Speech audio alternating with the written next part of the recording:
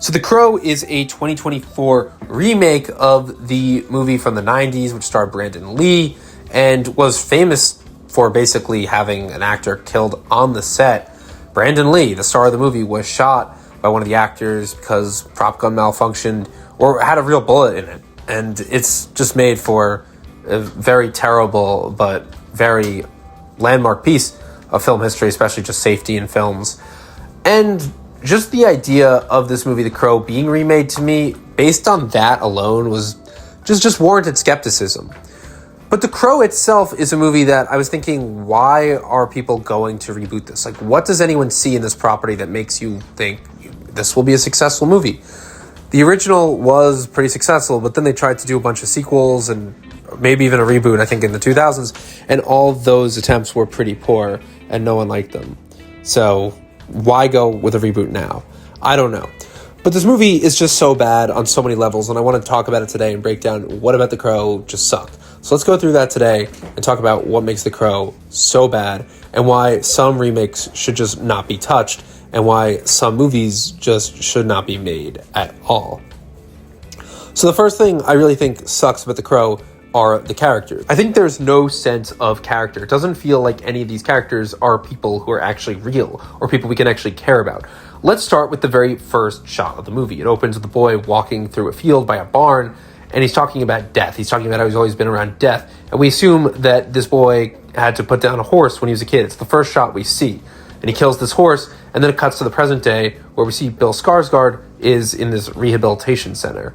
Then there is this other girl who apparently has witnessed a murder or has call from her roommate who gets murdered, and she gets put in this rehabilitation center. So then she and Bill Skarsgård bond, they hang out, and it's so lovey-dovey, it's so cute, they're bonding. But there's an issue. We don't really see what their lives were outside of this at all. We get this one flashback of Bill Skarsgård as a kid, but it's not even Bill Skarsgård. We get to know more about this girl's roommate. Actually, I think I got that wrong. I think the opening is actually the girl's roommate being killed, and then we just see her in prison. But let's explain why this is bad. None of the opening sequences show why these people currently are in that state. We don't get to understand why they're in prison or rehab or whatever. We don't get to see how they got there. They're just there, and there's no explanation for that. There are these two hollow characters who we don't have to follow because the movies just put them in that situation. There's no reason we should care about them or no emotional attachment we have. We just know that she has this roommate who's into some sketchy stuff, and as a kid, Bill Skarsgård had to put down a horse. What does that tell us about them now? So then, when they form this relationship in jail and bond, it just kind of comes out of nowhere, and that forms the basis for the movie's whole plot, the revenge after she is killed. So then let's get into the second part of why this movie is just fucking terrible, the villain side of things. The villains of this movie are nobodies. Just as much as our main characters are these hollow, empty shells, the villains are the same thing. There are these gangsters in suits who are rich and drive nice cars or get driven by these drivers and are just these old white people with like frosty looking hair. And they just basically want to have this roommate killed because she knows that they're responsible for her roommate's death. So they come after FK Twigs while she's in prison, and Bill Skarsgård helps her escape, and they both escape together, so they're on the run. And then they go off together, but oh boy, the rich people come and find them and kill her, and they kill Bill Skarsgård too, but he comes back as the Crow because he has to get revenge and save her. And let's clarify that whole part of the movie also is just really hard to pull off, and the movie just doesn't pull it off. It just doesn't pull off him coming back from the dead. It just doesn't feel like something that's even warranted. Yeah, he speaks to this guy in like the in-between who explains it to him, but I think all that part of the movie just also isn't able to really feel warranted. Like, there are movies that have things where, you know, you have to suspend disbelief, like Spider-Man, or even in the Superman movies. In all superhero movies, you have to do that. But in this movie, which is a superhero movie, it just kind of comes out of nowhere. The death. It isn't like it's hinted to at the beginning that there are these magical crows. I think that's part of why this has been such a hard franchise to keep adapting, because it is such a difficult subject matter just to adapt, at least for movies. It's no problem with the comic books. But as far as villains go, the villains here are just terrible. The fact that they're just these boring, faceless people we only care about because they're evil and they murdered his girlfriend, it sucks. there should be this element where they carry this burden of their own. The best villains are ones you can relate to, and in this movie, you just can't relate to the villains. When you can't relate to the heroes or the villains, you're going to get a movie that's just utterly boring. Additionally, The Crow just doesn't have great action. If anything, a superhero movie should have great action, but this movie has some of the most overused and redundant fight scenes that I've ever seen. There is this mashup opera house fight scene, which has been done in so many movies, from Mission Impossible to Quantum of Solace.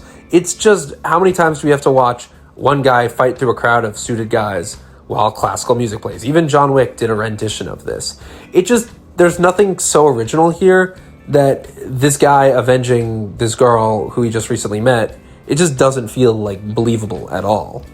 I think the casting is also not bad, but it's not really like FK Twigs and Bill Skarsgård have this incredible chemistry. I just don't see it.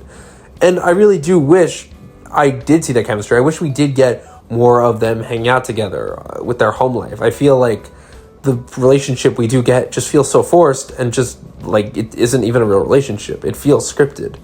I went to see this movie in IMAX, guys, and it just was a movie that was not worth my time in IMAX. Not only does the movie never expand to full IMAX ratio, but it's just being marketed as this action superhero movie, and it just sucks. Also, there's plenty of things that get hinted at but never come into fruition. Danny Houston plays this Russian gangster who's always attending these piano lessons with his daughter. I was thinking that at some point, like, she'd be in danger, or this girl who plays the piano would like have something to do to fill in the plot, but that never comes back at all.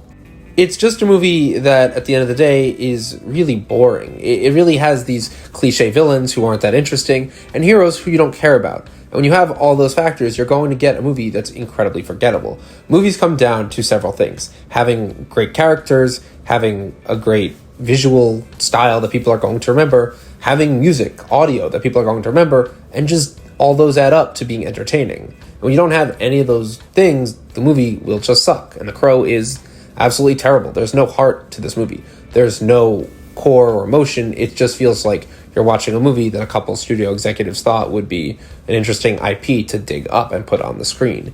It's not like there's any reason for this movie to exist. It's not like the characters have any reason to exist. And therefore, the movie just sucks. So let me know what you guys think.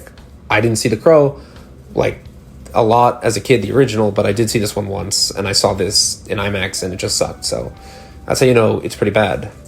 I saw The Beekeeper in IMAX, and that movie was great. It was just much more enjoyable. Stupid, campy, yes, but enjoyable.